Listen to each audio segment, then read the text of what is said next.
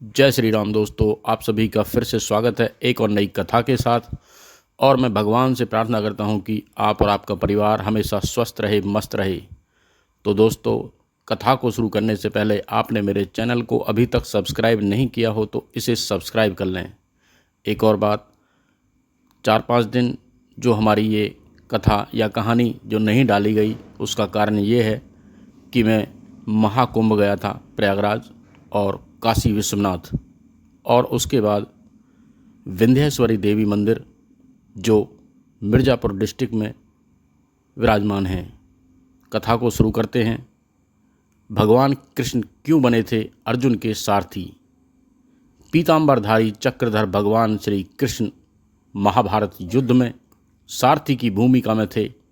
उन्होंने अपनी यह भूमिका स्वयं चयन की थी।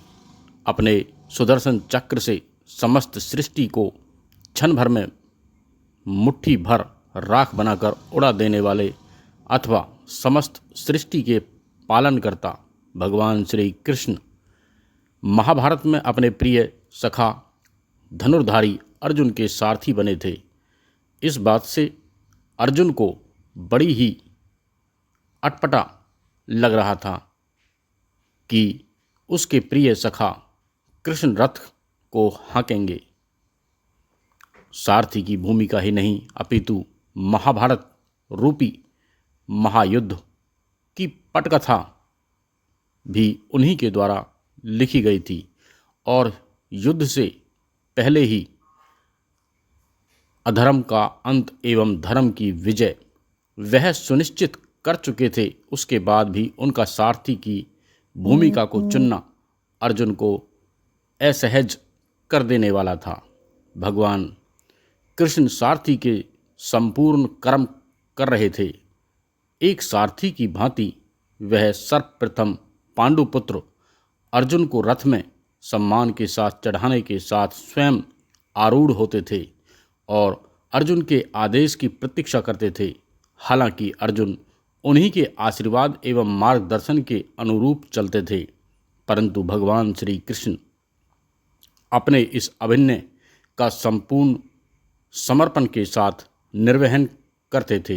युद्ध के अंत में वह पहले अर्जुन को उतार कर ही उतरते थे। भगवान श्री कृष्ण अर्जुन से युद्ध के पहले बोले थे, हे परंतप अर्जुन, युद्ध की विजय सुनिश्चित करने के लिए भगवती दुर्गा से आशीष लेना उपयुक्त एवं उचित रहेगा। भगवती दुर्गा के आशीर्वाद के पश्चात ही युद्ध प्रारंभ करना चाहिए। सारथी के रूप में भगवान श्री कृष्ण ने अर्जुन को एक और सुझाव दिया था। हे धनुर्धर अर्जुन, मेरे प्रिय हनुमान जी का आह्वान करो। वह महावीर हैं, अजय हैं और धर्म के प्रतीक हैं। उन्हें अपने रथ की ध्वजा पर आरूढ़ होने के लिए उनका आह्वान करो। अर्जुन ने यह किया था। सारथी की भूमिका में ही भगवान श्री कृष्ण ने कुरुक्षेत्र के मैदान में दोनों सेनाओं ने बीच परम रहस्यमयी गीता का ज्ञान दिया था। भगवान श्री कृष्ण ने सारथी के रूप में अर्जुन के पराक्रम को निखारा ही नहीं, कठिन से कठिन क्षणों में उनको सुरक्षित एवं संरक्षित कर अपनी भूमिका को सार्थक किया था। इसीलिए तो भीष्म पितामह अर्जुन को आशीर्वाद देकर बोले, हे प्रिय अर्जुन, जिसके सारथी स्वयं भगवान श्री कृष्ण हों, उसे कैसी चिंता? तुम्हारी विजय सुनिश्चित है, तुम ही विजय होंगे, विजयी भव। सारथी भगवान श्री कृष्ण ने अर्जुन को धर्म का पाठ तब पढ़ाया जब महादानी सूर्यपुत्र कर्ण के रथ के पहिए धरती में धंस गए थे, और तब कर्ण अर्जुन को धर्म एवं नीति का पाठ पढ़ा रहा था। उस समय भगवान कृष्ण अर्जुन से बोले, हे पार्थ, कर्ण किस मुंह से धर्म की बात कर रहा है? द्रौपदी के चीरहरण के समय, अभिमन्यु के वध के समय, लाक्षागृह को जलाने के समय उसका धर्म कहाँ चला गया था? यही क्षण है कर्ण को समाप्त करने का। भगवान कृष्ण के मार्गदर्शन से ही कर्ण का अंत संभव हो सका। सारथी के रूप में ही भगवान श्री कृष्ण ने अर्जुन से जयद्रथ का वध करने के लिए व्यूह रचना की थी और अर्जुन जयद्रथ का वध कर सके। भगवान कृष्ण ने सारथी की भूमिका का इस खूबी से निर्वाह किया था कि अर्जुन को लग रहा था यदि कान्हा के हाथों में घोड़ों की लगाम न होती तो पता नहीं मेरा क्या होता। यहाँ भगवान के दृश्य हाथों में घोड़ों की लगाम थी और अदृश्य हाथों में महाभारत के महायुद्ध की समग्र डोर। महाभारत का युद्ध समाप्त हो गया था। कुरुक्षेत्र में भगवान कृष्ण रथ पर बैठे थे। भगवान कृष्ण के अधरों पर एक निश्चल मुस्कान सदैव की भांति बिखरी हुई थी, जो आज कुछ और भी गहरी हो गई थी। आज उनके हाव भाव एवं व्यवहार में कुछ परिवर्तन था। भगवान श्री कृष्ण सदैव की भांति रथ से अर्जुन से पहले नहीं उतरे और अर्जुन से बोले, पार्थ, आज तुम रथ से पहले उतर जाओ। तुम उतर जाओगे तब मैं उतरता हूँ।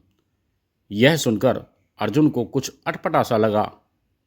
कान्हा तो बड़े आदर से अर्जुन को रथ से उतारने के बाद उतरते थे, पर आज यह क्या हुआ? भगवान श्री कृष्ण अर्जुन के रथ से उतरते ही रथ की ध्वजा उड़ गई और उसके पश्चात श्री कृष्ण ने घोड़ों की लगाम खोल दी। घोड़े भी रथ से मुक्त हो चले। तत्पश्चात वह धीरे से उतरे और अर्जुन के कंधे पर हाथ रखकर उन्हें रथ से दूर ले गए। उसके पश्चात जो घटा वह उन सर्वज्ञ भगवान श्री कृष्ण के लिए तो परिचित था, परंतु अर्जुन के लिए विषमकारी, अकल्पनीय एवं आश्चर्यजनक था। अनायास ही रथ से अग्नि की लपटें निकलने लगी और वह एक भयंकर विस्फोट करते हुए जलकर खाक हो गया। अर्जुन देख रहे थे जो रथ इतने अजयी महारथियों के अंत की कहानी का प्रत्यक्षदर्शी था, आज वह पल भर में नष्ट हो गया। अर्जुन देख रहे थे उस रथ से जुड़े अतीत को इसी रथ से पूज्य पितामह की देह को अस्त्रों से बीन दिया गया था। इसी रथ से अनगिनत महारथियों का वध किया गया था। इसी रथ पर बैठकर उनके प्रिय सखा ने उन्हें गीता का उपदेश दिया था। आज वही रथ ढेरी बन चुका है राख की। इस घटना से हतप्रत अर्जुन ने भगवान श्री कृष्ण से कहा, हे कान्हा, आपके उतरते ही यह रथ पल भर में भस्मीभूत हो गया। ऐसे कैसे हो गया? इसके पीछे क्या रहस्य है? भगवान श्री कृष्ण बोले, हे पार्थ, यह रथ तो बहुत पहले ही नष्ट हो चुका था। इस रथ की आयु तभी समाप्त हो गई थी जब पितामह भीष्म ने इस पर अपने दिव्य अस्त्रों का प्रहार किया था। इस रथ में इतनी ताकत नहीं थी कि भीष्म पितामह के अचूक दिव्य अस्त्रों को झेल सके। इसके पश्चात इसकी आयु फिर छीन हुई। तब इस पर द्रोणाचार्य और कर्ण जैसे महारथियों के भीषण दिव्य अस्त्रों का पुनः पुनः प्रहार होता रहा। यह रथ अपनी मृत्यु का वर्णन तो कब का कर चुका था। अर्जुन आश्चर्य मिश्रित भाव से बोले, हे कान्हा, यह रथ इतने पहले मृत्यु का वर्ण कर चुका था, तो फिर यह इतने समय तक चला कैसे? कैसे इतने दिनों तक आपके हाथों सकुशल कार्य करता रहा? भगवान कृष्ण बोले, यह सत्य है। इस दिव्य रथ की आयु पहले की ही टाइम से समाप्त हो चुकी थी, परंतु यह रथ मेरे संकल्प से चल रहा था। इसकी आयु की समाप्ति के पश्चात भी इसकी आवश्यकता थी, इसीलिए यह चला। धर्म की स्थापना में इसका महती योगदान था, अतः संकल्प बल से इसे इतने समय तक खींच लिया गया। भगवान श्री कृष्ण आगे बोले, धनंजय, भगवान का संकल्प अटूट, अटल और अखंड होता है।